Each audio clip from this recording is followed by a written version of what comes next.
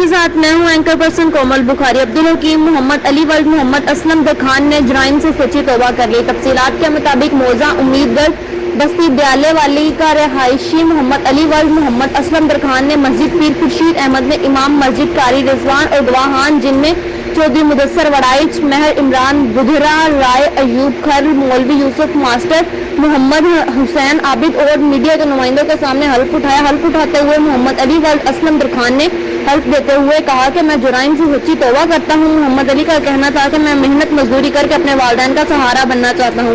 محمد علی نے D P او خانیوال اور R P او ملتان سے درخواست کی کہ پولیس میرے سابقہ ریکارڈ پر میرے بوڑھے والدین کو یا مجھے تنگ نہ کرے۔ محمد علی نے مزید کہا کہ میں نے جرائم سے سچی توبہ کر لی ہے، اب مجھے جینے کا حق دیا جائے، میں شرافت کی زندگی جینا چاہتا ہوں۔ رپورٹ تحصیل رپورٹر محمد رضوان چدھر سے۔